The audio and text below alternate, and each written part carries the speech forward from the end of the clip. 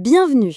Aujourd'hui, on va explorer une philosophie de vie qui est à la fois toute simple et, au lien, incroyablement puissante. C'est un guide pour une existence plus épanouie qui, et c'est ça qui est fascinant, trouve ses racines dans des découvertes scientifiques sur notre cerveau. Allez, on plonge directement dans le vif du sujet avec une question fondamentale. Est-ce que, biologiquement, on est programmé pour réagir à la beauté? La réponse pourrait bien changer notre façon de voir le monde qui nous entoure. On va commencer par le premier B, le beau. Et attention, on ne parle pas juste d'esthétique, de quelque chose de joli, non. On parle de l'impact neurologique profond que la beauté peut avoir. C'est un véritable baume pour notre esprit. Pour bien comprendre cet impact, il y a une expérience vraiment intéressante menée par le neurologue Pierre Lemarquis. Il a montré plusieurs œuvres d'art à des patients atteints de la maladie d'Alzheimer, et le résultat, il a un peu bousculé pas mal d'idées reçues.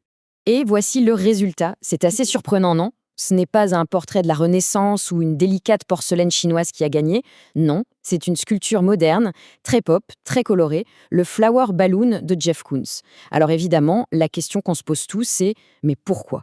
En fait, la réponse se trouve directement dans la structure de notre cerveau.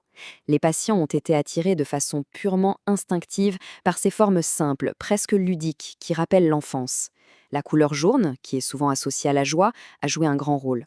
Et puis il y a ce qu'on appelle la ligne serpentine, cette courbe douce en forme de S que notre cerveau, peu importe notre culture, trouve belle et apaisante. Pour simplifier, le marquis nous explique qu'on a en gros deux systèmes dans la tête. D'un côté, le cerveau d'Apollon, c'est notre côté logique, analytique, c'est lui qui dit « Ah, c'est beau parce que les proportions sont parfaites ».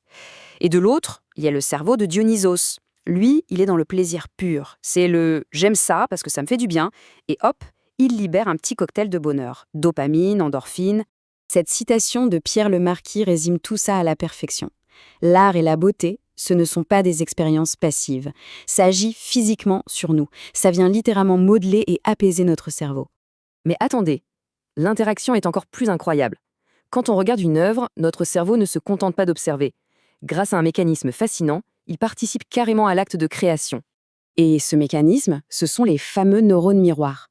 En gros, ce sont des cellules qui s'activent de la même façon si c'est nous qui donnons un coup de pinceau ou si on regarde une œuvre où un coup de pinceau a été donné. C'est fou, non? En regardant une œuvre, on refait, dans notre tête, les gestes de l'artiste. On fusionne avec la création. Bon, maintenant qu'on a vu cette science assez incroyable derrière le beau, on va passer à la philosophie complète que ça inspire. Comment on peut intégrer consciemment cette puissance dans notre vie de tous les jours? C'est là qu'intervient Christine Michaud. Elle a réussi à synthétiser ses idées en une philosophie super simple et accessible. Sa phrase, c'est un véritable mantra. Ce n'est pas un vœu pieux, c'est une décision active qui peut vraiment changer notre regard sur la vie. Alors, sa philosophie repose sur une triade, 3 éléments connectés. Tout commence par un regard actif, un effort pour voir le beau.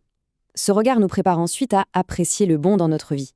Et cette appréciation, elle nourrit tout naturellement l'envie de faire le bien autour de nous. C'est un point super important. Ce n'est pas de la pensée magique ou une injonction à être heureux. C'est une pratique, un entraînement de notre attention. Comme le dit Christine Michaud, on a tendance à trouver ce que l'on cherche.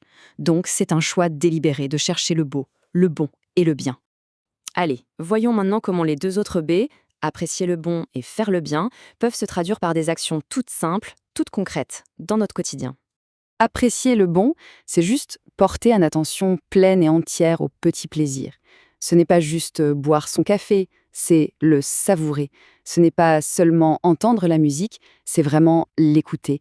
C'est une pratique de pleine conscience, en fait, qui nous ancre dans le présent et qui renforce les circuits du plaisir dans notre cerveau.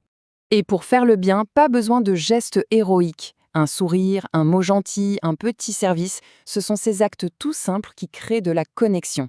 Et le bonus, c'est que ça ne profite pas qu'aux autres. Faire un acte de bonté libère dans notre propre cerveau de l'ocytocine, l'hormone du lien social et du bien-être. Maintenant, le plus intéressant, c'est de voir que ces 3 pratiques ne sont pas isolées. Au contraire, elles s'alimentent les unes les autres pour créer une dynamique vraiment puissante, un vrai cercle vertueux. Tout commence à l'intérieur de soi. En cultivant ces habitudes, on nourrit ce que Christine Michaud appelle joliment « pétiller de l'intérieur ». Et cet état de bien-être, il ne reste pas confiné. Il rayonne naturellement et il a un impact positif sur les gens autour de nous. On ne peut pas donner ce qu'on n'a pas, c'est aussi simple que ça. Et cette dynamique illustre le cycle parfaitement. Plus on s'entraîne à voir la beauté, plus ça devient facile d'apprécier les bons moments. Et forcément, quand on se sent bien, quand on est rempli de bons, c'est beaucoup plus naturel et spontané de vouloir faire du bien autour de soi. Chaque baie renforce les deux autres. Allez, à cette théorie, passons à la pratique. Voici un plan tout simple pour commencer à intégrer les 3 B dans sa vie dès cette semaine sans se mettre la pression. Voici une petite suggestion pour démarrer. On peut dédier 2 jours à chaque B. On commence la semaine en cherchant le beau, on continue en appréciant le bon et on finit en faisant le bien. Et le dimanche, on prend juste un petit moment pour observer l'effet de ces petites actions sur notre état d'esprit. La question finale, ce n'est donc pas de savoir si c'est possible, mais simplement par où commencer. Voir, apprécier ou faire. Le plus petit pas, c'est déjà le début du chemin. Alors, la vraie question, c'est lequel choisir de cultiver aujourd'hui.